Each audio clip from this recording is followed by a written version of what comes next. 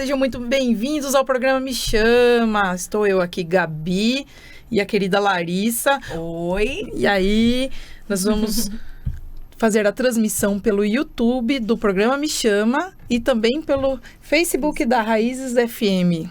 Já estamos, então, aí em contato com vocês. Câmbio, todo mundo nos ouvindo bem, nos assistindo.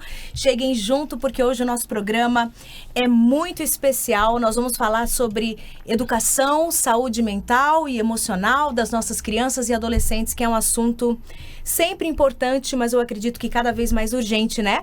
Sim. Mas vamos convidar a galera para chegar junto com a gente no nosso Instagram, a todos que estão lá nos seguindo. Sigam-nos os bons, @programa Me Chama, para vocês conhecerem um pouco mais da gente, da nossa proposta, de nós, né? Siga-nos também, né? Gabi, me chamo Gabi Ávila, né, Gabi? Me chamo Lari Ávila. Lari Ávila, Gabi Ávila, segue a gente, interaja, deixe também lá a sua opinião, assuntos ou pessoas que vocês gostariam de ver neste programa. Isso aí. E aqui vamos agradecer também a Smart Hub Coworking, que é um lugar maravilhoso, é super fácil de encontrar. Me perguntaram onde que é. Aí vamos pensar pelo caminho, assim, você está subindo a Rua 15, passando a ponte, aí você vai virar à direita na Antônio Pires. Ali está a Smart Hub Coworking. Lá tem vários lugares para você trabalhar, salas compartilhadas, salas individuais e também tem um lounge lindo para você fazer o seu evento. E também tem um cafezinho expresso, que é uma delícia, né, Larissa? Nossa! Então, vamos lá conhecer e tomar um cafezinho. Tem várias modalidades de locação lá, né, Gabi? Para você que está procurando um local para trabalhar, para fazer seu atendimento, chega lá. E a gente agradece também o Colégio EAC, é o lugar onde a vida acontece. O Colégio EAC de volta aqui conosco, nos apoiando. Muito obrigada pelo apoio, né, para a gente levar assuntos relevantes para toda a comunidade, para toda a sociedade. O Colégio EAC oferece do ensino infantil ao ensino médio aqui na cidade de Capivari, um colégio comprometido com o desenvolvimento humano, desenvolvimento social, formando indivíduos capazes de transformar o mundo, que é aí a base da educação na escola também, né? E eles oferecem também a opção de ensino bilíngue, que é muito bacana. Então, siga, conheça o Colégio EAC em Capivari. Obrigada.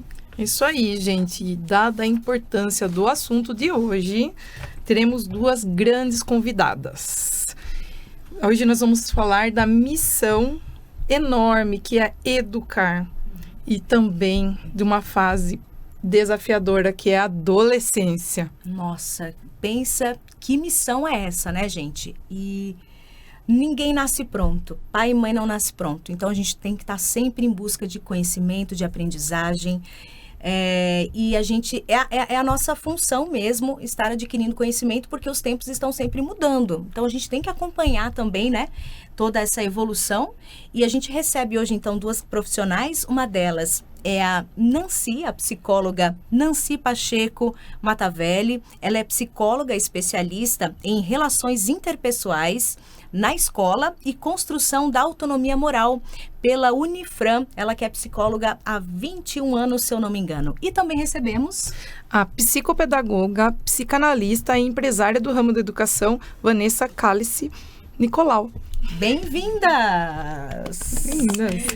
Que mesa completa, mesa bonita desse programa hoje. Olha quanta mulher forte e poderosa num lugar só. Muito gostoso. Além de nós aqui, tem a Yasmin no backstage aqui. Nossa diretora de câmera maravilhosa, que preparou tudo aqui para mais uma transmissão. Obrigada, perfeita. Obrigada, Yasmin. Obrigada.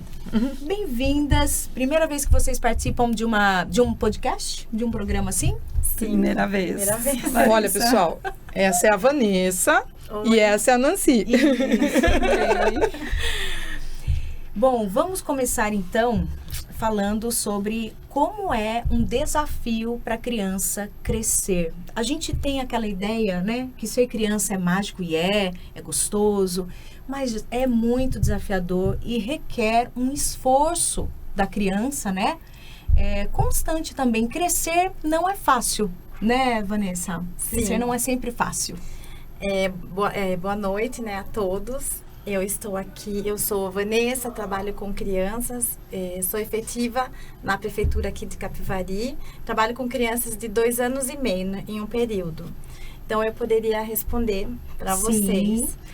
As crianças, por exemplo, eu percebo que se a gente tiver um relacionamento com amor, com afeto, é diferente de quando aquela criança está com um professor, porque eu sou professora deles, professora de desenvolvimento infantil.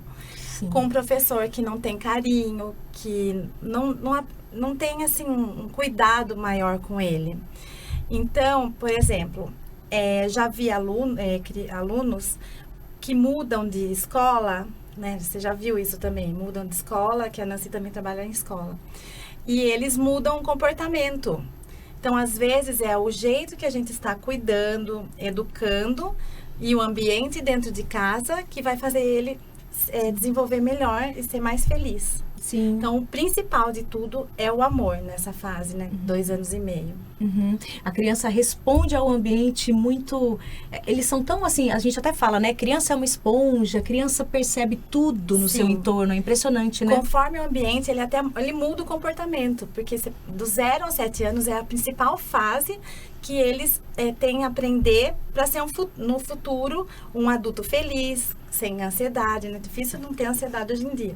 Mas, assim, não responder, assim, nos comportamentos mais que precisa de agir com calma. Eles precisam desse afeto, desse amor nessa fase. Tanto em casa, quanto o professor. Uhum. Essa é a base. É a base, o amor dos 0 aos 7 anos. E aí, Nancy... Bom, gostaria, assim, de agradecer primeiro a você, Larissa, a Gabi, pelo convite. Obrigada. A todos que estão nos assistindo, boa noite. A Vanessa, que vem contribuir aí com a nossa conversa. E realmente é um tema muito importante, muito em dias atuais, né? Que falar sobre saúde mental, falar sobre educação. E eu gostaria de ressaltar na fala de vocês aí, tanto da Larissa, né? Da importância de educar as crianças, como da Vanessa, que fala da educação, é que realmente quando os pais escolhem ter um filho, a gente cria muitas expectativas em relação ao ser pai e mãe. E às vezes a expectativa, ela transborda, ela ultrapassa de alegria, de felicidade. E realmente é muito gostoso você conceber ali da sua barriga ou de uma adoção, uma pessoinha um indivíduo que você desejou tanto. Por trás disso e por trás de tudo isso, a responsabilidade em relação a essa expectativa, a educação desse ser com amor, ela é muita. Então, acho que é importante a gente entender que o indivíduo, ele é integral. Então, as nossas responsabilidades, elas têm que ser integral com esse ser. E que tipo de responsabilidade? Uma responsabilidade com o desenvolvimento físico, com o desenvolvimento cognitivo, com o desenvolvimento social, afetivo e também moral.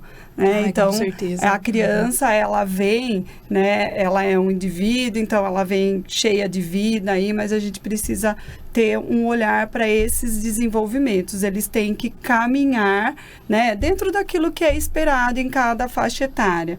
E daí eu acho que o amor e o cuidado e a responsabilidade em relação a esse desenvolvimento tem que ser olhado pela família, pela escola e pelos profissionais que desde pequenininho vão atuando e vão, a gente leva lá no pediatra, quando nasce leva no pediatra, então tem que ter esse cuidado e esse olhar. Então isso é uma questão que é importante, porque eu vejo muito na escola, a expectativa é tanto em ter uma criança, que às vezes a gente acha que a criança vai ser do jeitinho que a gente deseja que seja.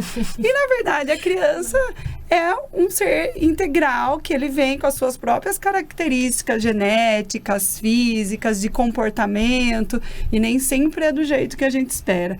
E daí, por isso, o desafiador, né, Larissa?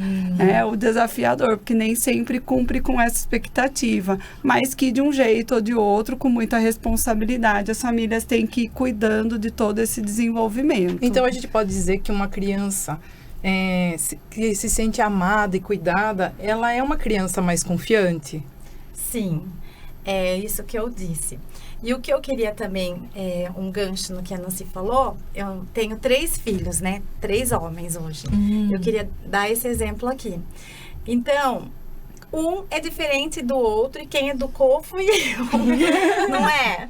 Então... Tem um exemplo, né? Os dedos das mãos. Sim. Cada dedo da mão um é diferente do outro, como cada filho. Os dedos não tá na mesma mão, não é a minha mão. Se eu tiver filhos diferentes, são como dedos diferentes. Então, o tempo que eu criei era diferente, um tempo de um tempo de outro. O meio ambiente era diferente, porque era cada fase da minha vida. Então, não tem receita, né, para educação. Só que o que a gente tem que fazer é usar mesmo o amor, o carinho, o afeto dos pais, dos avós. E tomar cuidado mesmo o que a Nancy falou. O excesso, né? O excesso também pode atrapalhar, que nós vamos falar depois. De expectativa, né? De pressão sobre aquela criança. Em tudo, né? de pressão, a criança pode ficar com trauma, chegar triste. Nós, professores, a gente fica direto com a criança, a gente percebe no olhar da criança quando eles chegam na sala de aula. Aconteceu alguma coisa em casa. Eu vou aproveitar e vou fazer uma pergunta. E sobre a frustração na infância, ela é importante também? Muito importante. E como que a gente faz para lidar com a frustração? Que dó que dá. Não, a gente tem que saber falar não. Tanto os pais como os professores. Eles choram, eles vão fazer birra por 1 minuto. Daqui a pouco, eles estão conversando com você. E outra, eu vou dar um exemplo. Eu tive uma criança, né? Não agora, já faz tempo que eu dei aula numa escola. E eu falei para ela, eu tenho o costume de deixar a criança bem assim, independente. Então, eu falo, é hora de trocar a fralda. Então, vem aqui com a tia, você, fulano, venha trocar a fralda. Joãozinho, venha trocar a fralda. Então, eles já têm costume de vir, entendeu? Eu não vou buscar a criança para trazer até o trocador. Ele faz a partinha dele. Sim, desde pequeno já tem que ser assim. Os pais também devem ser assim. Você mostra o meio e o caminho para ele começar a ter autonomia. Claro. E daí, uma das crianças falaram assim, eu não vou. E ficou aquele jeitinho, eu falei assim, como não? Você não vai? Ela falou, eu não vou, tia. Eu falei, então você vai ficar suja. E vou deixar seu amigo limpinho. Motivo, ação. Frustrou. Você vai ficar suja, eu vou deixar seu amigo limpinho. Vem aqui, Carlinho, vem aqui.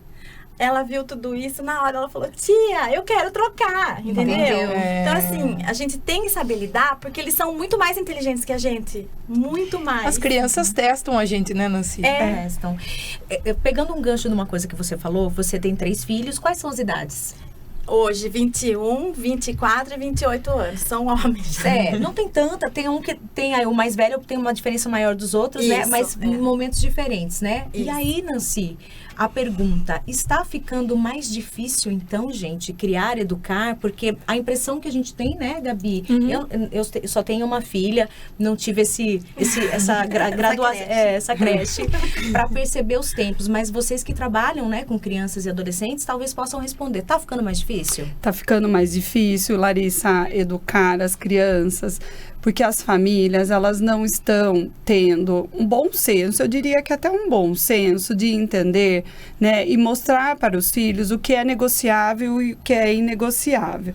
Tá? Então, eu acho que é importante, quando a gente fala em frustração, quando a gente fala em não, é muito importante as famílias terem um bom senso daquilo que é negociável e inegociável. Tá? Faz parte do processo da vida ter coisas na nossa vida que são inegociáveis. Então, respeito é inegociável, educação é inegociável, saúde é inegociável. Outras coisas talvez até seja mais, né, flexível, negociável, um horário dá para... E a gente percebe que hoje as famílias, desde a educação infantil, elas estão com dificuldade de ter esse bom senso do que é inegociável. Porque o que é inegociável pertence ao coletivo, não pertence só ali. Então, educação é coletiva, saúde é coletiva. Então, a gente precisa, e as famílias estão perdendo esse senso do que é coletivo e da importância da nossa responsabilidade com o coletivo. E daí, né, vou dar um exemplo bem clássico. Uma mãe que chega na escola e fala, eu vou tirar o filho da escola por causa dos amiguinhos. Essa criança ela não teria que escolher esse tipo de coisa, porque ela não tem nem maturidade para dizer isso para a família. É um exemplo bem bobo, né, assim, que é clássico, mas que já nos mostra o quanto as famílias estão perdidas nesse senso daquilo que é negociável e do que é inegociável. Mas o senso social, ele também se perdeu um pouco por causa do Covid, né? Porque a partir do momento que a criança ficou dentro de casa apenas com a família, ela acabou virando não apenas a criança da casa, mas sim o rei todo-poderoso que poderia decidir tudo, às vezes, né? Talvez. A maioria. Talvez o que eu percebo é que isso ficou mais nítido após o Covid, mas essa construção já existia. O imperadorzinho, o reizinho. Ficou muito visível, né? Ficou muito visível e as crianças perderam tudo isso. E eu acho que é importante também, né, quando a gente fala em bom senso, quando a gente fala em frustração, eu falo muito lá na escola, tanto para os professores quanto para as famílias que eu oriento, né, de criar um repertório emocional. Então, frustrar, dizer não, dizer o que é negociável, o que é inegociável, é criar um repertório de desenvolvimento emocional para essas crianças que, nós vamos falar, vão ser adolescentes e vão ter que lidar com o não coletivo da vida, que não tem... Que vai chegar uma hora que não tem o que a família fazer, né? Quando um adolescente termina, né, com o namorado, porque o namorado não gosta mais dela e porque ele fala um não para ela, não tem o que a família dessa namorada fazer. E daí, como eu vou lidar com esse não? Então, da mesma forma que nós cuidamos do físico com o esporte, da escola com a questão cognitiva, do afetivo, acho que a gente vai entrar um pouquinho nisso, mas a identificação do sentimento, nós temos que cuidar da moralidade, né, dessa responsabilidade, porque eles precisam ter repertório para lidar com tudo isso, para o que a vida traz. A vida vai trazer, né? E aprendendo em casa é o ambiente mais seguro para a criança aprender a lidar com a sua raiva, e na escola também, né? E o que mais tem na escola é frustração, desde o primeiro dia, quando é o primeiro dia de aula e a criança não quer ir para a escola. E a mãe fala, não, você vai ficar, já é uma frustração para ela, né? Mas ela vai ter que saber lidar com isso e depois lá ela já começa a gostar. Brincando com as crianças, conhecendo os professores. Dividindo brinquedos. Compartilhando. Então, eu acho importante a criança entender também que o afeto, ele pode vir de várias partes. A partir do momento que ela entende que o afeto não é só dos pais ou da família, e começa a ver que a sociedade também pode trazer afeto, grandes amigos, a gente se constrói na escola, professores, mestres que são importantes para a vida toda. Então, isso daí é um ponto super importante. A escola... Ela é o início do mundo, é o começo da sociedade para uma criança, né? Isso, exatamente. E o que eu acho importante, né, dessa nossa construção, é que quando a gente fala não e quando a gente frustra, a gente também gosta, porque uma vida que a família sempre fala assim, sempre fala assim, não tem graça, não tem desafio. Como escola? Não, a família, a escola também. A escola também. Existe eles esperam não. Eles esperam. Eles precisam dos limites, né? Nós temos o professor Ive Capelato, lá da Unicamp, e ele fala muito isso, né? Que numa casa em que se tem o sim, que se tem uma discussão respeitosa, é uma casa viva, que tem vida, porque a gente está mostrando um para o outro que se importa. Então, é essa a questão do eu importar. E existe um momento na fase do desenvolvimento das crianças que eles são egocêntricos, é o egocentrismo, que a vida é centrada neles. Por isso o reizinho, por isso o imperador, porque a criança está experimentando a vida, ela não sabe, então ela quer mesmo. A partir do momento que tanto a escola, junto com a família, começa a trabalhar e mostrar para ele que ele não é o centro das atenções e que ele precisa saber viver coletivamente, a gente vai fazendo o quê? Proporcionando com que essa criança viva, né, e saia desse estado egocêntrico, entendendo que o não faz parte dessa vida. E que o não também significa eu gostar. Então, eu falo muito, ou numa mediação de conflitos, orientando professores ou com as famílias. converse com eles, né? Vamos conversar com eles e mostrar que o não significa que eu não gosto. Muito pelo contrário, significa que eu me importo. Então, é essa questão. Acho que as pessoas esquecem dessa, né? Às vezes não tem um bom senso de entender que o não é acolher também, é pôr um limite no momento que precisa ser bem colocado. Sim, é o que você falou, testa. Principalmente o adolescente, ele vai testando. Deixa eu ver até que ponto que os meus consigo a minha pais liberdade. estão me observando, né? Estão zelando por mim. E um exemplo clássico também são famílias que perguntam para a criança: o que você quer comer? Eu fico meio chocada com isso, gente. O que você acha? O que você quer comer? Tá na creche ou na escola? É igual para todo mundo, né? Eu já escutei de pais assim: eu vou perguntar para ela se ela quer ir até a sua sessão. Já, várias vezes. Isso desde quando faz quanto tempo? 10 anos que eu tenho consultório. Eu vou ver se ela vai para a sessão. Quando eu fiz relatório e já estava assim, falando: olha, eu acho que eu tenho alguma coisinha, vamos ter um olhar melhor, então leve até o médico. Instruindo a mãe, sabe? Orientando. Aí, certeza que não tem e não leva mais, entendeu? Não leva. Não considera o seu olhar ali. Não, nem o meu, nem de outra pessoa. Sim. Entendeu? Não, só se a outra pessoa acha que fala: não, ele tá não tudo tem bem. nada, tá tudo bem, não tem nenhum transtorno de aprendizagem. Aí que tá, né? O reizinho não é só o reizinho. A matriarca lá também é a rainha, né? Sim. Porque esse tipo de pensamento é um pensamento egoísta e egocêntrico também, né? Ela tá pensando, cuidando, né? Fere, né? De alguma forma ali, né? Então, isso não é amor, né? Amor é doação, né? É doação. Amor é cuidado, é confiança, é respeito, é acolhimento e falar não. Então, acho que é importante, eu acho que é importante frisar que quando a gente fala em superproteção, né? Quando a gente fala em questões de proteger, eu escuto muito: mas meu filho, eu tenho medo. Às vezes as pessoas levam a algum conflito, alguma coisa que acontece no dia a dia, né? A questão do trauma. Eles sempre falam isso. As famílias me relatam muito isso.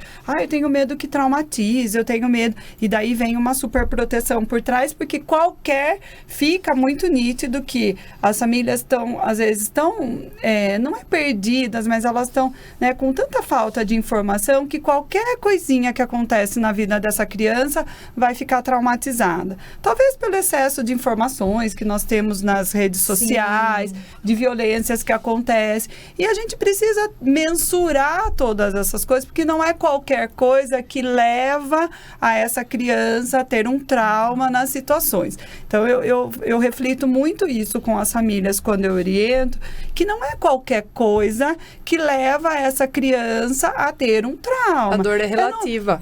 Numa situação muito agressiva fisicamente, de intimidação, né? De um processo todo que se constrói, né? Agora, questões pontuais que acontecem tanto na nossa casa, quem é pai, quem é mãe, de conflito, de ter que direcionar, de ter que falar não, quanto na escola coletivamente, não traumatiza, faz parte, exatamente. Talvez. Então, tem que saber mensurar o que é proteger realmente, né, de um super proteger para que nada aconteça com essa criança. Aí entra a importância do diálogo, porque a criança passou por uma situação que pode ter sido muito difícil para ela.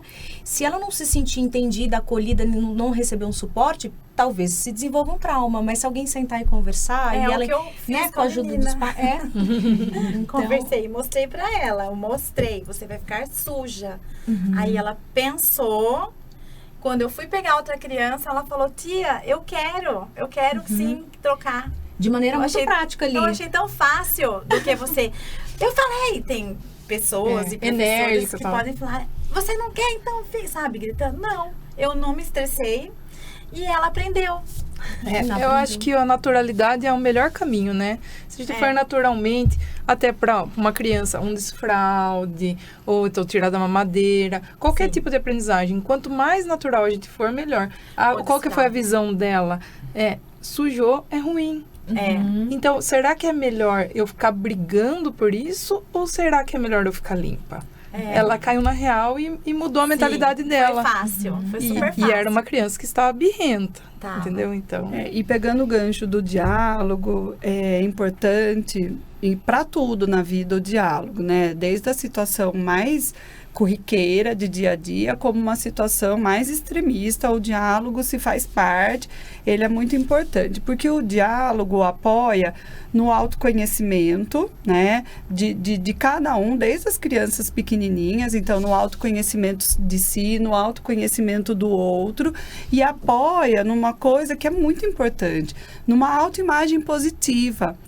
Todas as crianças, todos nós precisamos ter uma autoimagem positiva, né? Mas não é uma autoimagem positiva de eu ser bonito, né? De eu me sentir pertencente no mundo e de que valores eu quero para mim e para o outro nesse mundo.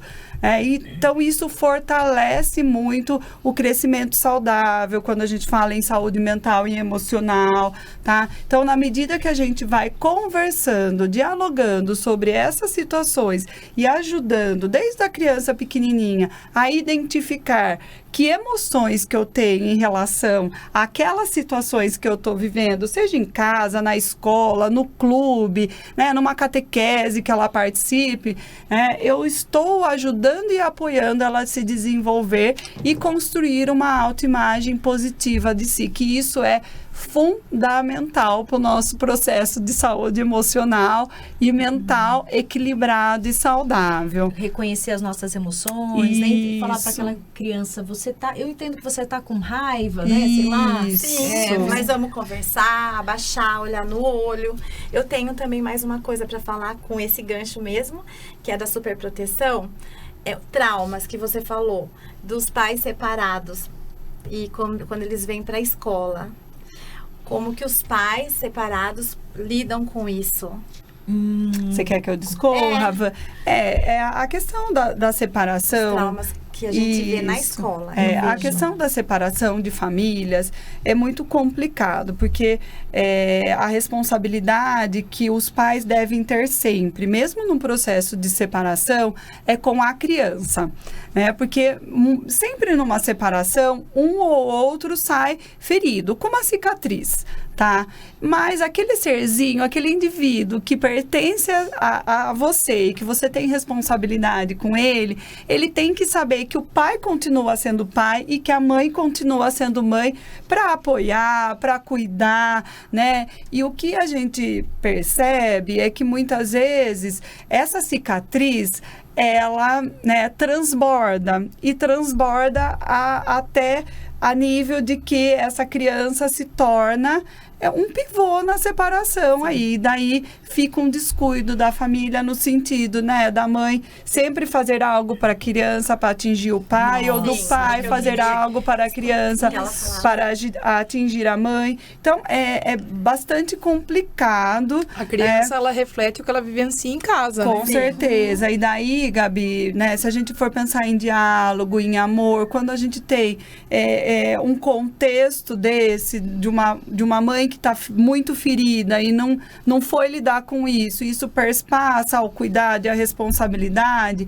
a criança também vai ficar ferida, ela não vai ter um desenvolvimento saudável, porque ela não vai saber a quem ela recorrer nas situações. Porque a gente aprende através de exemplos, né? Sim, e tem muito cuidado essas mães em falar mal do pai e o pai falar mal da mãe. Isso. Porque eles não têm noção do que pode acontecer na vida social deles, que é a escola, né? Com certeza. Eles vêm tristes pra escola, não querem comer, ou eles brigam, mordem, até os pequenininhos, eles não sabem falar, mas eles mordem. Isso. E os pais vão brigar. Eu já escutei mãe falar, seu pai não vale nada. Nossa, a criança não tem um psicológico formado para isso. E muitas vezes a criança ou adolescente, ele pode até se sentir culpado pela crise familiar, Sim, né? Porque ele fica recebendo essa enxurrada de trauma, farpas, né? Eu tenho um estudante esse ano, Larissa, ele é adolescente, né? Como você falou, e ele tem essa cicatriz de que ele foi o pivô da separação do pai e da mãe. E ele conta na história dele que ele repetiu de ano, né? Porque ele tinha uma imagem muito ruim, negativa dele mesmo, por conta das brigas que ele vivenciava com o pai e com a mãe. Então, ele chegou a ser retido de ano e hoje ele fala, ele mora com a avó hoje, porque foi a avó que nesse turbilhão, né, de acontecimentos trouxe ele para morar, e hoje ele estuda muito, ele é um aluno, assim, muito bom hoje de ensino médio, e ele estuda muito para provar para a família que ele é muito bom e que ele criar uma imagem que foi construída. É um exemplo que talvez deu certo, mas poderia ter sido o contrário. Sim. Poderia ter sido um adolescente revoltado, levado ele à depressão, à utilização, né, de drogas, de álcool, de automutilação, ansiedades, transtornos de ansiedade. Sim. A dor transforma adolescentes em homens fortes, né, em mulheres fortes. Você pode ver que a pessoa que ela tem uma história de vida que passou por coisas muito difíceis, ela consegue, se ela der a volta por cima, ela vai ser brilhante. Mas aí eu acho que o que é importante nessa fala sua, Gabi, é isso mesmo, se a gente for olhar para essas pessoas, elas têm um propósito de vida, um valor moral por trás dessa luta. Exatamente. Muito importante. E daí eu falo do desenvolvimento moral, o quanto ela é importante. Nós não nascemos conhecendo o que é respeito, o que é generosidade, o que é prudência, o que é resiliência.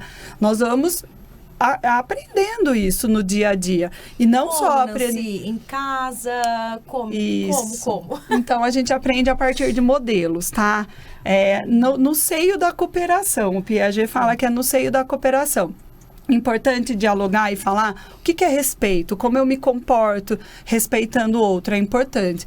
Mas daí vem muito que a Vanessa fala da questão do modelo. Eu tenho que dar modelo para que essas crianças e esses adolescentes se respeitem, né, ou entendam o que é respeito. Então, vou dar um exemplo bem, assim, banal também.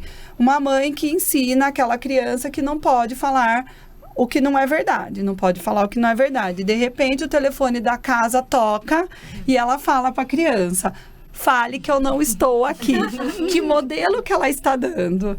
Ela fala, você não pode contar aquilo que você não sabe. Aí a gente fala assim, é só uma mentirinha branca.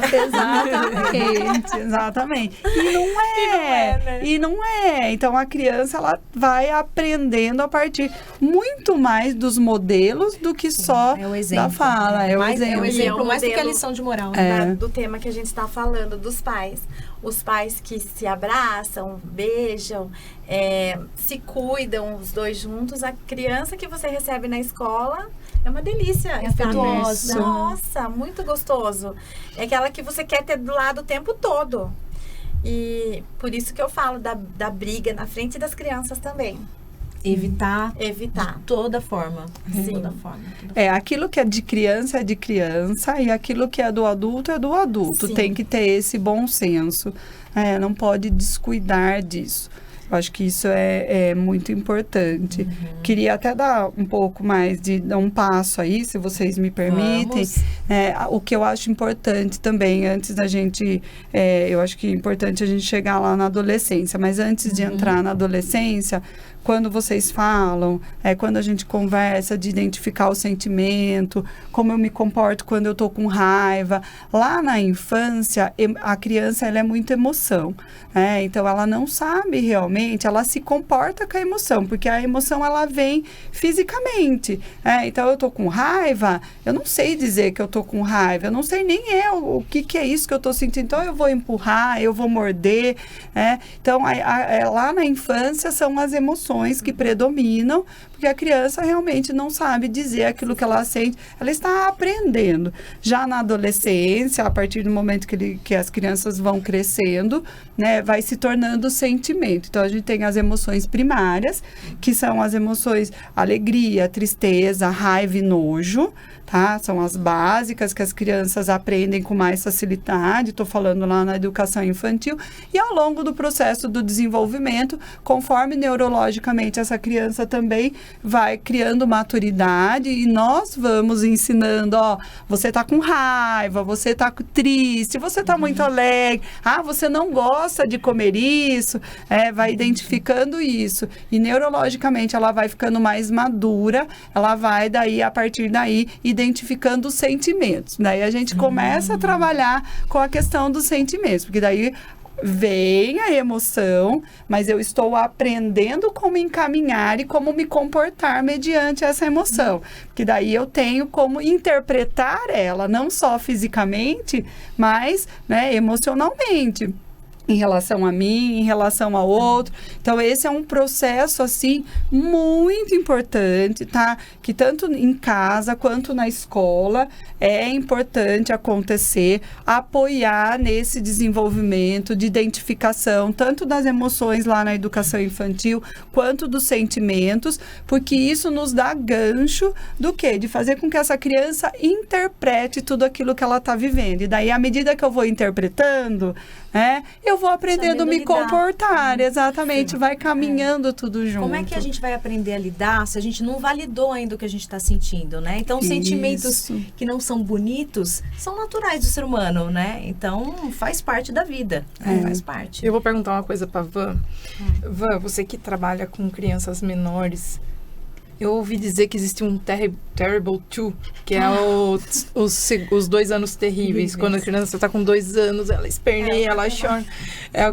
Como que a gente consegue segurar isso e mostrar essa emoção para aquela criança que está dentro do supermercado, no corredor, chorando? Gente, eu juro que se eu passo do lado de uma mãe que tem uma criança chorando, eu falo assim, tamo junto, já passei por isso. Sem olhar fica de tranquila, julgamento. fica tranquila, eu acho que a gente tem que fazer isso aí. Como que eu vou... No shopping, né? Como que eu vou fazer quando a emoção, ela tá muito aflorada, pra conseguir entrar dentro da mente daquela criança e fazer uma parada e dar show? No momento, você não vai conseguir. Não! Ai, achei que você ia me dar uma fórmula mágica. Não. A fórmula mágica também, que todo mundo vai aqui, assim, batendo, também dá errado. Sim. Não, é assim, ó. Eu vou dar um exemplo como mãe. Isso. Eu tenho meu filho, Luan. Então, o Luan, eu vou falar o nome dele mesmo, porque nós somos Luan é no lindo. shopping. Nós somos no shopping. E ele queria, eu não sei se era um brinquedo, acho que com certeza era um brinquedo. E eu tava passeando, e eu tinha os 3, tinha um bebê e tinha o Lucas, que era o mais velho. E olha a paciência.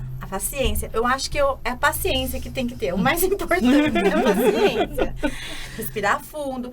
Se você já aceitou ir no shopping com 3 crianças pequenas, você não vai comprar o shopping. Desafiador. Você já é guerreira. Desafiador, guerreira. Então, paciência minha é muito grande. Por isso que eu gosto de criança também pequena, né? Eu gosto de adolescentes também, mas adoro bebê.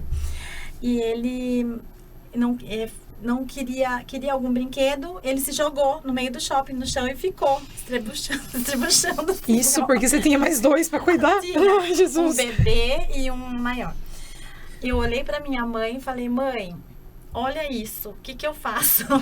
Porque todo mundo tava olhando. Você quase começou a chorar, mãe, Isso eu falo também pra mãe dos autistas, que eles fazem esse tipo de birra, que é criança atípica e típica. O meu filho é típico, mas ele é birra, é a mesma. Ele fez essa birra. E eu peguei e fiquei esperando ele passar, porque vai ficar quanto tempo ali? E passou aqueles moços, aqueles guardas, sabe? Que ficam andando, aqueles vigias assim. Aí eu falei, moço, por favor. Fiz de conta que não era nem o meu filho. Eu fiz isso. Gente, a gente tem que ter uma criatividade como mãe. Eu falei, por favor, esse menino tá aqui se jogando no chão. E ele olhou, ele ficou morrendo de medo do guarda, olhou assim, levantou, bateu a roupa e saiu. Foi a estratégia que eu inventei na hora, porque bater, jamais. Eu nunca, não posso falar nunca, porque eles estão assistindo. Mas não tem nem como falar se eu bati, eu nunca bati neles. voava chinelo, mas eles faziam assim e o chinelo passava, sabe?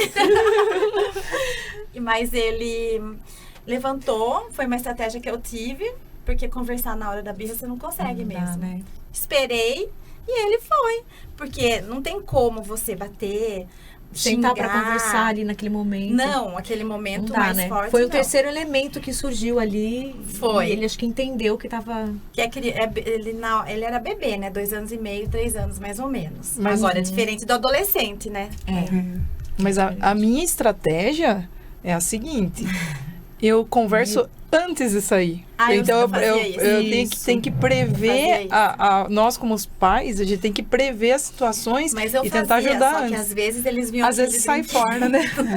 Eu acho super legal trazer esse tópico, porque quando eu converso muito com as famílias, eu percebo que as famílias, elas acabam desviando um pouco do processo de construção de autoridade e de confiança com os filhos, nas diversas situações, na medida que elas evitam muitas situações em relação às crianças. tem Isso eu isso percebo muito. Então, assim, acho super importante, Gabi, o que você traz, que antes da gente sair, a gente tem que falar das regras, Sim. do como se comportar naquele lugar, porque eles não sabem. E não vai prever mesmo, como a Vanessa fala.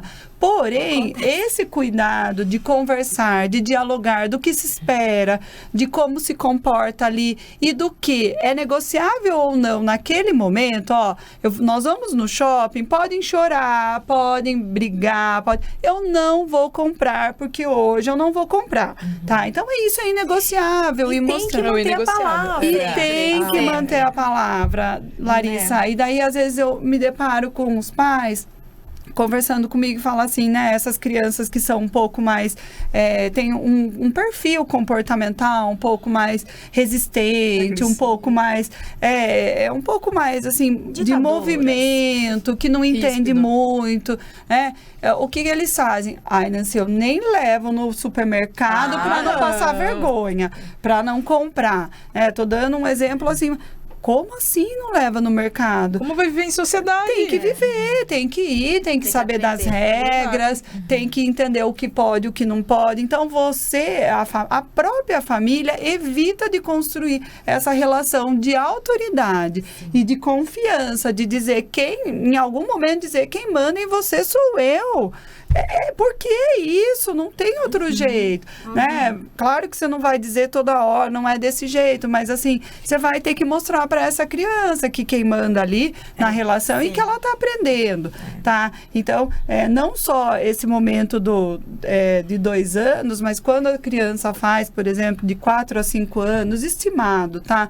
Tem um outro momento que também é difícil, que a gente chama, não mas informalmente a gente chama que é a primeira adolescência, né? Por que isso? Porque neurologicamente essas crianças perdem neurônio, né? Neurônios que eles têm, e é uma perda natural, não é uma perda de doença, nada.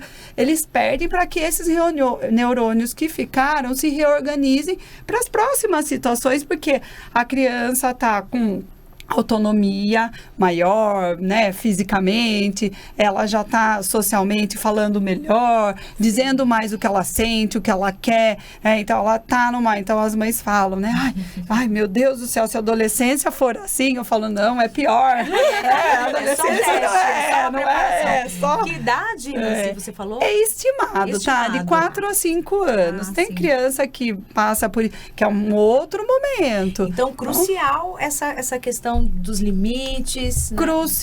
Crucial, importantíssimo, limites, dizer não, não mentir, eu acho que a gente as famílias não têm que mentir. Eu vou dar vacina, eu falo que não dói, é uma picadinha. Não, vacina faz parte da vida, ela vai doer e tudo bem que doa, tem que, né, vamos criar uma estratégia para lidar. Olhe do lado, eu fico segurando na sua mão, do seu lado. eu tô do seu lado, vai doer, mas vai passar. Mas é importante, então assim, dizer a verdade, né? Porque quando essa criança, ela vai crescendo e ela vai descobrindo que dói, né? Que o anjinho da guarda não tá ali vigiando. Será que eu posso confiar na minha mãe? Porque minha mãe falou que... Exatamente. Eu tô lá na frente da escola, falo que eu tô lá na frente da escola e eu não tô na frente da escola, né? Então, assim, é uma relação de confiança. Educação também é uma relação de confiança entre as partes. E é uma relação de confiança muito importante, porque isso vai fazendo com que lá na adolescência, que é um período crucial também do desenvolvimento, se torne uma relação de confiança. E confiança é uma coisa que não se impõe, ela se adquire. Exatamente. Ela se adquire. Então, é um passinho de formiguinha. A gente tem que ir mostrando pros filhos, mostrando para as pessoas também que estão próximas da gente, coisas que demonstrem a confiança que podem ter em nós, né? Isso. É por atitudes mesmo. E o quanto é importante dizer para eles, você errou, e que bom que você errou nesse momento, porque você está podendo ser corrigido agora, né? Pior se você errasse lá. Então, assim, tem que ficar bravo? Tem que ficar bravo. Tem. Não, mas ficar bravo, aliás, é importante, mas é mostrar que bom que errou, que bom que contou, né? Então, tem algumas questões que, quando a gente usa de uma linguagem mais assertiva, de uma linguagem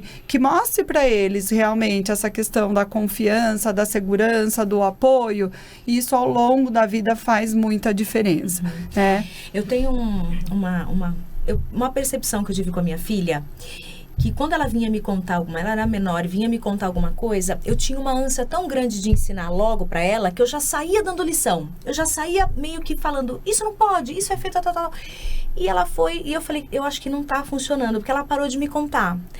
E agora o que eu faço? Ela vem dividir as coisas comigo, eu seguro a minha lição de moral, eu seguro a minha vontade de orientar naquele momento e deixo ela falar. Ela fala. Num outro momento ou depois eu vou fazendo perguntas para que ela fale mais, porque não adianta. Sim.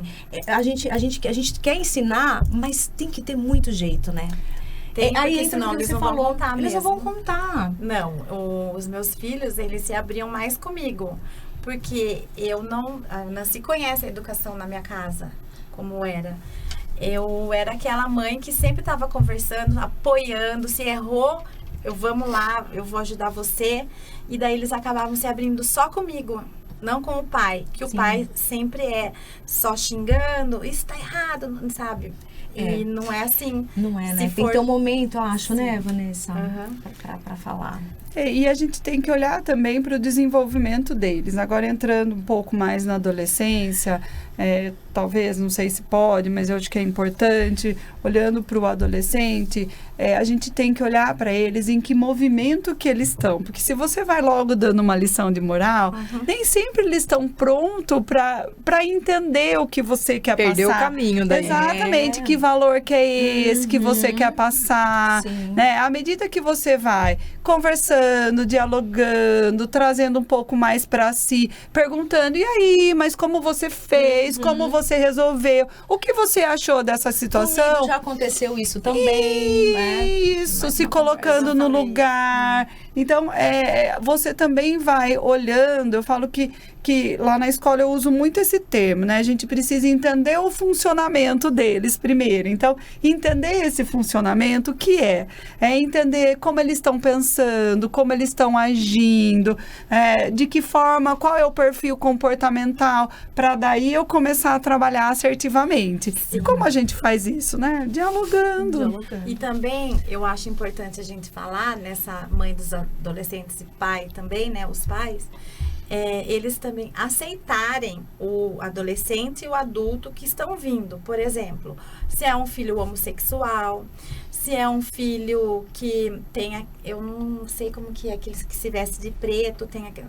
Gótico, homossexual. Às vezes que a gente vê, eu vejo muito, Nancy, que eu também trabalhei no CRAS e tal, que eles gostam, não vai para a religião dos pais. Eles querem sempre contra a religião dos pais. Daí começa todo aquele conflito dentro de casa. Nossa. Então, os pais, eu acho também que tem que sentar e conversar, aceitar também o que eles estão trazendo, pode ser uma fase também, não é, Nancy? Isso.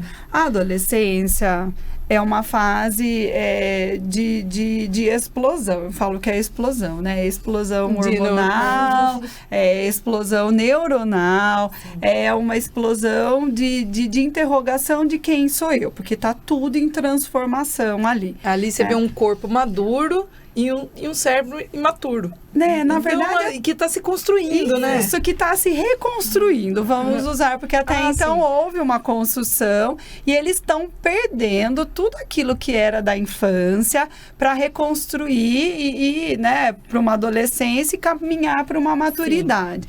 Então, o que acontece é que, no meio de todo esse turbilhão, é esperado até que esses adolescentes crie interrogação de quem são eles, de quem é a sua própria identidade.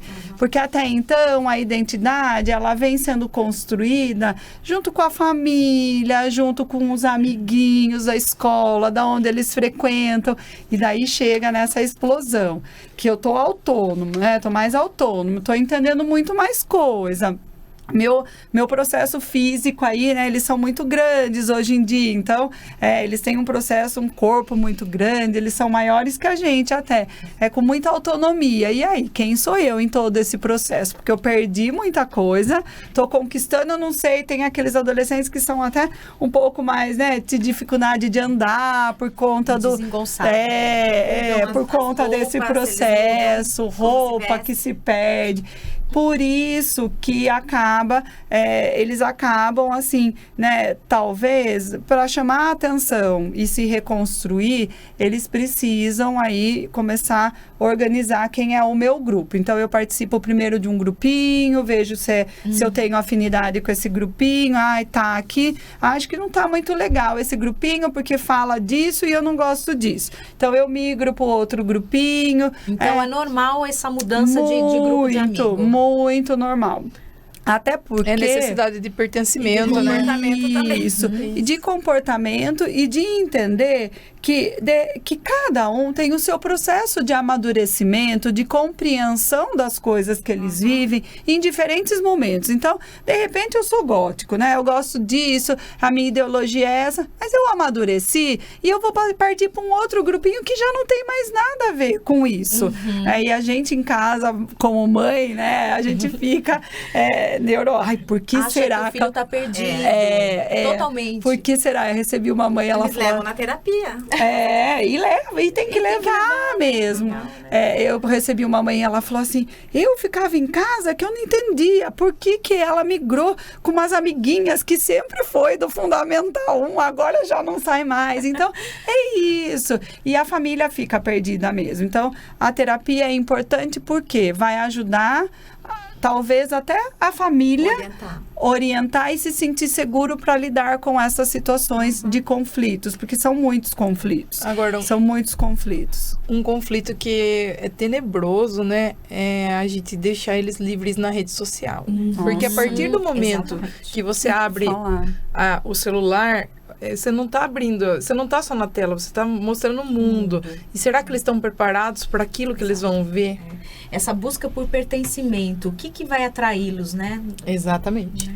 Eu costumo dizer, eu acho assim, é importantíssimo, Gabi, eu ia trazer até como um tópico para a gente trabalhar, né? É assim, o que eu percebo hoje em dia e que é importante as famílias tomarem muito cuidado. Eles têm acesso muito fácil às informações, tá? Então, eles têm informações como nós temos, informações de tudo que é lado nas redes sociais.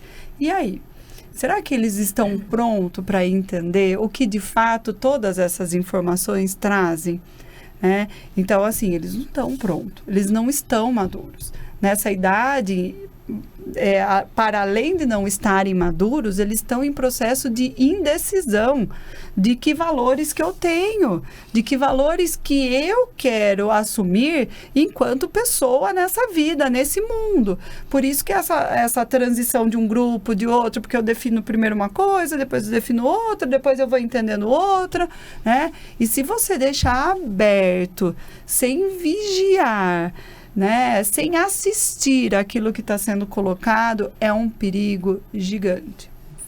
É um perigo gigante. Porque uma coisa De eu me identificar com algo, né? que pode ser perigoso para ele e para a Pode sociedade, ser. né? Exatamente. Uma coisa é respeitar a individualidade, né? Outra coisa é você abandonar e falar, deixa que agora ele já sabe o que ele faz. Né? O adolescente, ele não se autorregula, gente. Eles não têm essa questão de se autorregular. Agora, a partir daqui eu não vejo mais. Não tem. Se chegar a algo que é proibido, é mais gostoso, libera adrenalina, então eu preciso ver. E daí essa questão do ser mais gostoso, do fazer cálculo, eles fazem cálculo de risco, eu vou dar uma olhadinha aqui, depois eu apago, meu pai não vai ver. Adolescente faz já, criança não faz cálculo de risco, adolescente faz, e eles adoram, eles fazem cálculo de risco na escola, se eu tirar 10 aqui, se eu tirar 15 aqui, se eu tirar no final do ano, eu preciso, eles fazem. Então, assim, as famílias precisam estar muito espertas, né? E muito vigilantes em relação a isso. Para realmente... Tem uma questão de privacidade? Tem, né? Mas tem que ser uma privacidade assistida. Não pode descuidar. Porque a tela do computador é a abertura para o mundo. E o que esse mundo está me trazendo? Com o que eu me identifico com o que esse mundo traz? Então, isso é fundamental. E tem mais uma coisa, assim, que esse mundo aberto, ele pode trazer mais tipos de bullying também, né, Vanessa? Sim. O que você acha sobre bullying? Bullying nas escolas, eu já fiz palestra sobre isso. Eu recebi também alunos, né, como psicopedagoga, que eles não estavam indo bem na escola por conta de bullying. E você podia fazer reforço escolar, encaminhar para algum lugar, mas não. Você via que ele não queria porque tinha uma criança que estava sempre tirando sarro dele e ele não estava tendo, assim, como que fala? Psicológico para enfrentar isso. E o que eu fiz? Eu fui até a escola, conversei com a escola. Aí a escola fez um trabalho com a criança, com os pais do outro menino. E aí deu tudo certo. O menino continuou na escola, entendeu? Sim. Agora pode acontecer também de a mãe já nem conversar com a escola e tirar. Isso eu acho errado, que nem não se falou no começo aqui, que a mãe já chega e já tira da escola e nem quer saber o que está acontecendo na escola. Não. Às vezes, o profissional da educação lá, o diretor, não está nem sabendo o que está acontecendo. Então, tem que levar para a escola, conversar com o filho, levar para a escola. Vamos lá, a gente vai abrir isso. E aí, está dentro da casa de quem está fazendo o bullying, né? Tem que não está com com os dois aquele lados, que está né? sofrendo bullying. Porque assim, na escola ainda você tem meios de como encontrar um pai ou outro, ter mediação. E na internet? Na internet não o tem cyberbullying, rosto. Gente, é muito agressivo. Eu acho importante a gente contextualizar o bullying, tá? Acho que o que eu percebo é que muitas pessoas, até as mídias, tá? Jornalistas, pessoas até bem renomados, eles falam muitas vezes a palavra bullying sem realmente entender o que significa o bullying, tá? Então, para a gente caracterizar uma situação como bullying, nós precisamos observar que situação é e algumas categorias, a gente precisa elencar algumas categorias para que isso seja realmente contextualizado como um caso de bullying. Então, assim, vamos entender um pouco. As crianças, né, para a gente olhar tudo isso, então a gente precisa... O bullying só acontece de igual, de par para par, tá? Então, vamos entender. Estudante com estudante faz bullying? Faz. Sim. Mas professor com aluno não faz bullying. Não existe isso, porque os papéis entre os dois são desiguais. Então, já vi isso até em mídia, falando que professor fez bullying com o estudante. Não existem, tá? Então, os pares, eles praticar bullying entre eles. Porém, pessoas que não têm o mesmo papel social, ele não vai praticar bullying. Outro tipo de violência se ocorrer. É desrespeito, ou uma outra ocorrência. Isso. Sim, outra coisa que precisa estar presente, né? São 3 categorias. Então, a primeira tem que ser par, tem que ser entre iguais, o mesmo papel social ali. Uma outra questão, tem que ter público. Tá? O bullying não acontece sem o público, porque ele perde a graça. O agressor, ele só pratica o bullying quando tem um público, porque ele tem uma imagem tão negativa de si, que se Por que ele vai praticar bullying se não tem o outro? Ele precisa afetar o outro, agredir o outro, para que o público esteja ali, aplaudindo. E daí a imagem dele, né? Eu melhoro a minha imagem quando eu faço isso para o outro, tá? E a vítima, ela tem que se colocar no papel de vítima. Ela tem que aceitar ser vítima? Ela tem que aceitar ser vítima. Nossa, eu nunca tinha pensado nessa posição. Sim. Então, a gente precisa criar crianças e adolescentes fortes que consigam lutar sobre isso. Isso, Gabi, exatamente. E daí vem toda a nossa discussão anterior. Se você tem uma imagem positiva de si, se a família dialoga, cria com amor, tem responsabilidade, identifica sentimentos, cria esse repertório emocional que eu venho falando, trabalha a questão social e eles assumem. Crítico. Eles não tem essa fragilidade. Não tem essa fragilidade. Eu tenho exemplos também. Incrível. Tá? Muito importante. Muito. Então, assim, eu acho que para começo de conversa, nem tudo é bullying. Nem tudo é bullying. Então, quando a família chega, como a Vanessa fala, chegou, não quer nem saber, tá errado. Tem que chegar na escola, tem que conversar, tem que trazer a situação para a escola também trabalhar e averiguar. Porém, nem todas as escolas têm esse olhar. Então, é legal. A gente já tem até leis anti-bullying, tá? Que são leis que falam da obrigatoriedade da escola de criar espaços para se falar sobre esse assunto tão importante que é o bullying, tá? É obrigatório. Como cada uma vai fazer, vai da sua identidade, vai dos profissionais que estão ali. A gente tem na Unicamp, que é o grupo do GPEI, onde eu fui formada, né, que trabalha hoje a questão do bullying, do anti-bullying, tudo. Então, acho que é super importante. E o bullying, ele é presencial, realmente, ele, né, acontece no presencial, e aquilo que é feito em redes sociais, as ameaças daí é chamado de cyberbullying. É outro... Que é mais difícil ainda, como você falou, porque com quem eu vou tomar satisfação. E daí triplica. E se espalha de uma forma incontrolável. Aí que se diz que o adolescente, ele tem que ser mediado no uso do celular. Ser vigiado e tem que ter calculado o que ele pode assistir e o tempo que ele pode passando ainda. Às vezes entra em depressão, seu filho, e você não sabe que ele está passando, porque ele está na tela. Porque a depressão de um adolescente assim, às vezes ela pode passar até desapercebido. Não é só com uma criança, um adolescente que está tendo problema, que é devastador, tudo. Ela pode ser escondida, silenciosa.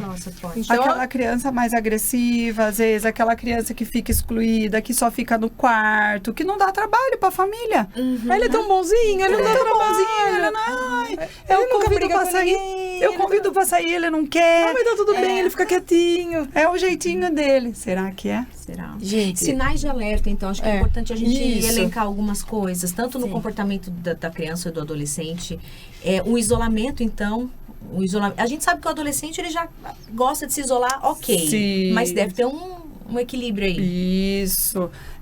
Isolamento social, inclusive, de amigos, essa questão das redes sociais muito presente. Então, adolescentes que não querem sair para ficar em redes sociais. Então, esse adolescente não criou repertório de convivência, né? Porque ele está ali, é muito mais fácil eu ficar nas redes sociais, jogando, falando o que eu quero, acessando o que eu quero, do que criar esse repertório. Sem contar a distorção de imagem, né? Sem contar a distorção de imagem, do que eu me vejo e como o outro me vê. Será que... então, acho que é um outro sinal de alerta.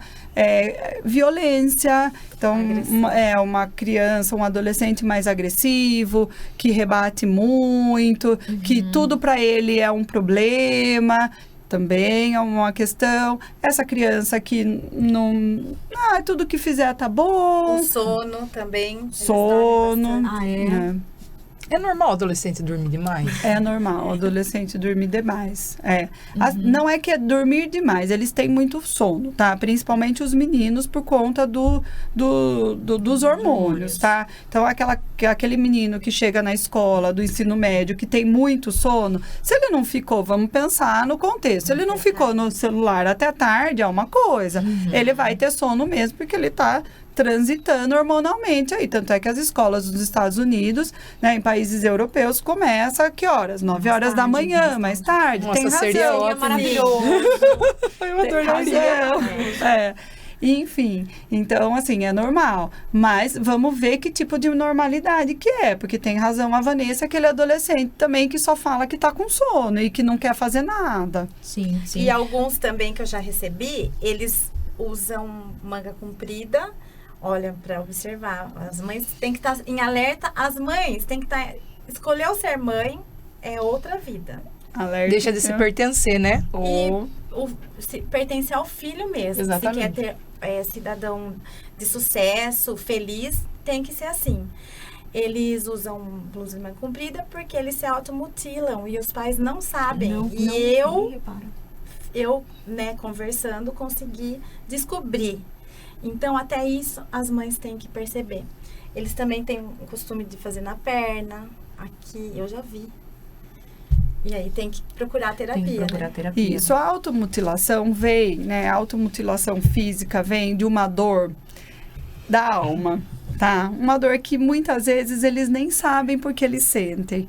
Mas para rebater essa dor, né, porque tá tão grande, e não só uma dor no sentido, né, emocional mesmo, mas de repente uma dor da família, uma família que não tem conversa, que não tem diálogo, não né, tem da amor. Solidão mesmo, porque né, a gente vê na escola que tem alguns que tem tudo, eu falo assim, eles moram num castelo. E mora num castelo, tem tudo, mas não tem aquele relacionamento, sabe? De domingo, que a gente come macarrão, que senta, que conversa.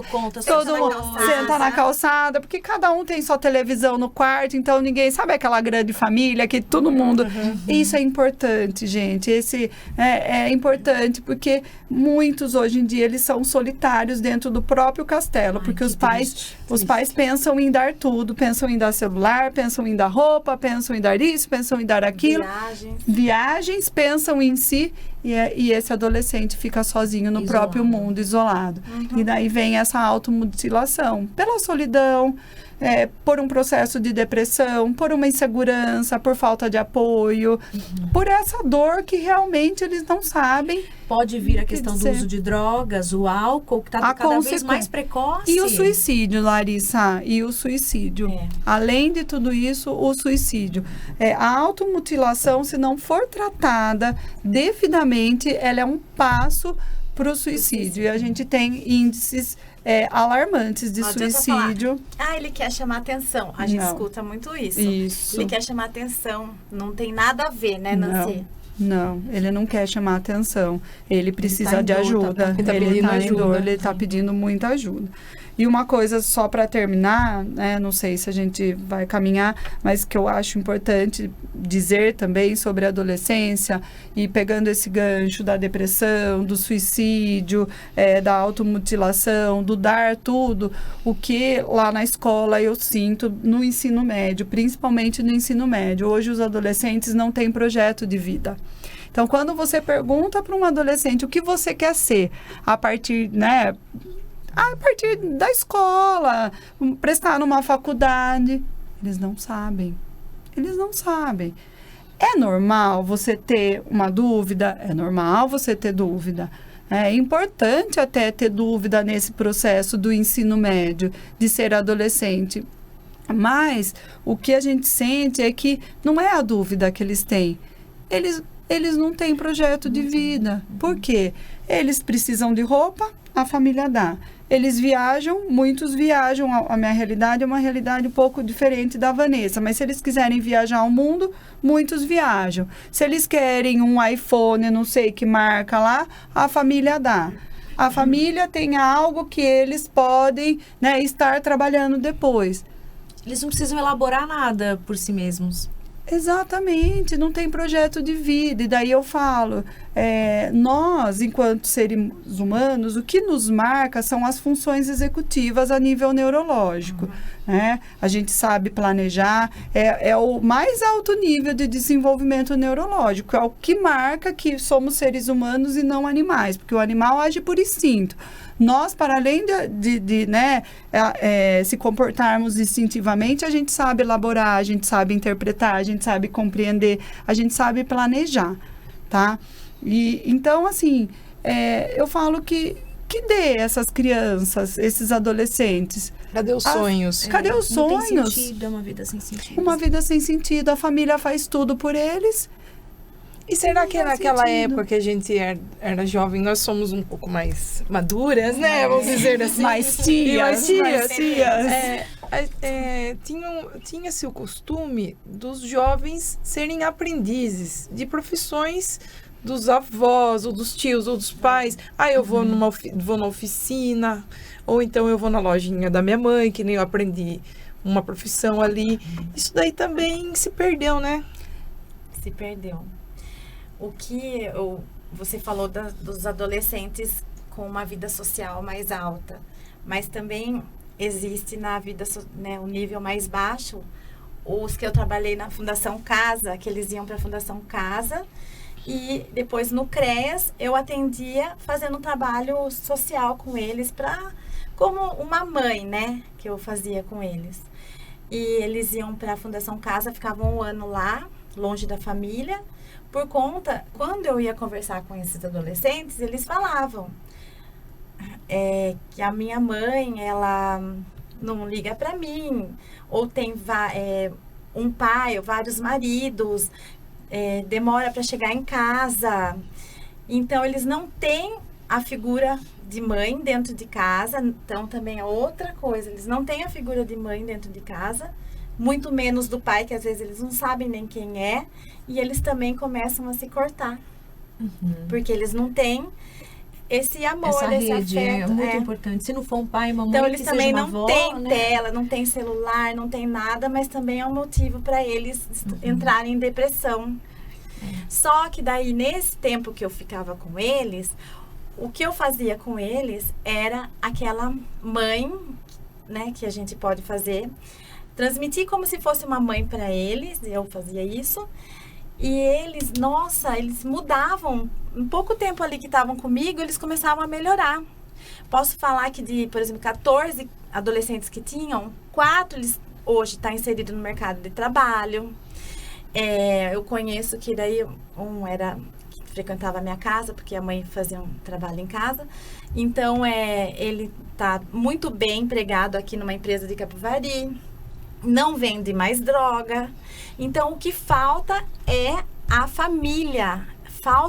Não tem presente, não tem amor e diálogo, não tem preço. Só o amor. Não tem. Quanto que você paga para amar uma criança? Quanto que você Não paga para precisa de conversar? dinheiro. Não tem valor real de dinheiro, não tem valor nenhum. Mas o valor emocional é eterno. Aquela conversa que nem a Nancy falou, aquela conversa de domingo em volta à mesa. Gente, é isso aí. Faz uma refeição a família toda, deixa o celular. Isso. Simplesmente não vem com o celular, para não ter que ficar falando, para de olhar o celular. Celular não vem à mesa. Então, coisas tão simples assim, que a gente parece que com o tempo, a gente como sociedade, não consegue, né? Não Isso. consegue impor. Eu gosto muito eu lá na escola, às vezes eu vou falar, né, com as pessoas, eu trabalho com gente mais jovem, né, muito mais jovem hoje em dia. E eu falo que eu sou conservadora. Mas não é que eu sou conservadora. Eu acho que a gente não pode perder os valores muitos valores antigos que a gente foi aprendendo na nossa vida, eles são muito importantes. Sim. Então, assim, o que a Gabi falou, eu aprendi com a minha mãe lá na loja. Que bom, é isso, não pode perder isso. Hoje a gente tem uma lei que adolescente não pode trabalhar. Pode sim. Pode e deve. Ele pode trabalhar em casa e cooperar com a família. Ele tem que aprender esse valor. Ele pode ir na loja do pai, ele pode ir no comércio, né, e ajudar a separar uma coisa. Pode ele varrer pode uma ver. casa. Até a criança, né? Ela pode Sim, colaborar. Até a criança, aliás, a criança desde pequena pode começar a guardar suas coisas. Então, essas coisinhas, né, de coisas que a gente aprendeu com a família da gente, não tem preço. Sentar, comer um macarrão, fazer uma sessão de cinema, comer pipoca, estabelecer a regra do celular. Olhar o pôr do sol. Olhar o pôr do sol, as estrelas, participar da vida do filho na escola. Tudo isso não tem preço. que pague. Então, eu falo muito isso. Eu acho que resgatar esses valores, não de antigamente, porque eles não são de antigamente. São eles para sempre. São para sempre. Eles são valores afetivos. São momentos afetivos que a gente tem de resgatar a nossa identidade. Quem é a nossa... Lembranças boas. Foto, Gabi. Mesmo, Foto. Isso é muito bacana. Esse ano passado nós fizemos um trabalho com as turminhas lá. Falei para a professora, peça para eles trazerem fotos, porque daí senta, vê quem é a família, quem era o avô, conta um pouco de história, conta história à noite. Lá em casa eu tenho uma prática, a Ana Rita fala muito, ela gosta muito de história. Ela é pequena ainda, mas ela fala, mãe, conta história de vida. História de vida é isso, é compartilhar o que foi minha história com ela, que é a história do pai, a história... E eu vou trazendo, porque o tio era assim, o tio trazia isso. Gente, isso não tem preço. Então, é assim que a gente direciona, né? Jovens saudáveis. Que tenham uma saúde mental boa e equilibrada para lidar com todas essas situações. O não se faz importante, muito importante, porque se eu tenho não, eu também tenho um projeto de vida. Eu vou começar a ter sonho. O sonho faz parte. Meu professor de psicanálise falava, quando a gente não tem sonho mais, morreu. Então, como esse adolescente não tem um sonho de ser um profissional, de ter alguma coisa, se ele tudo pode, ele não vai ter. Daí ele morre, daí é a depressão. Enfim, acho que tudo que a gente foi falando aqui, né, contribui para a saúde mental, para a saúde emocional, desde a educação infantil. E quebrar o tabu com os nossos filhos e adolescentes de que quem vai fazer uma terapia no psicólogo, no psiquiatra, quebrar esse tabu de que, né, é vergonhoso, porque ainda existe, os adolescentes alguns têm vergonha de procurar uma psicopedagoga ou uma psicóloga, desde cedo criar, olha, eu já fui, eu vou, é bom pra mim, e falar, você quer conversar com alguém que não seja eu? Porque às vezes o adolescente não quer mesmo falar com os pais, né? Quer falar com um profissional, então procurem ajuda. Você no momento está trabalhando na área escolar, né, Nancy? Só escola. Na escola. Você também, né, Eu Vanessa? atendo em consultório. Atende em consultório? Criança, adolescente também. Então... Hoje eu tenho um senhor, eu estou atendendo ele, a filha que tá levando. A filha tá levando, tem 80 anos. Uma graça. Então, assim, eu não tenho, que nem eu tenho as minhas amigas lá que estudaram comigo, eu só atendo, eu não gosto de atender criança. Eu gosto de atender também, porque eu gosto de escutar também, né? É gostoso, a gente aprende junto. Muito bom. Pedir para a Yasmin colocar, então, o @ da Vanessa, para vocês seguirem. Sim. Também, depois, colocar o da Nancy, se vocês quiserem acompanhar.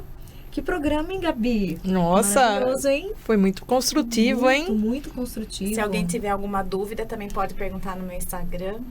Certo. E esse vídeo, para quem está chegando agora, esse programa, ele fica aí na íntegra no YouTube. Compartilhem, assistam, né? Compartilha com o pai, com a família. De repente chama também o adolescente para assistir. E compartilhe, curta, né? E comente aí o que vocês quiserem. E muito obrigada pela audiência de vocês. Agradecemos o apoio do Colégio EAC, o lugar onde a vida acontece, do ensino infantil ao ensino médio. Muito obrigada. Um abraço a todos lá, a Marília, a Nancy. E eles também oferecem ensino bilíngue e projeto de vida e muitas outras matérias bem interessantes na grade lá da EAC. Um abraço a todos e agradecemos também a Smart Hub. Lá tem muitos lugares ótimos para você criar os seus projetos de vida. Sim. Nós falamos tanto aqui de projetos de vida, lá são vários tipos de sala, onde você pode trabalhar, tem uma internet de alta velocidade, tem recepção, tem tudo que você precisa para fazer o seu projeto. Exatamente. E a gente gostaria de presentear vocês, então, com a nossa caneca Piracopos, pra gente fechar. Um presente para vocês levarem um pedacinho do programa. Obrigada, Gabi. E a gente fecha oficialmente com um brinde Piracopos. Opa! Até a próxima quinta, gente. Até. Obrigada. Obrigada, Nancy. Obrigada, Vanessa. Obrigada. Obrigada, Larissa. Obrigada, Gabi. Obrigada.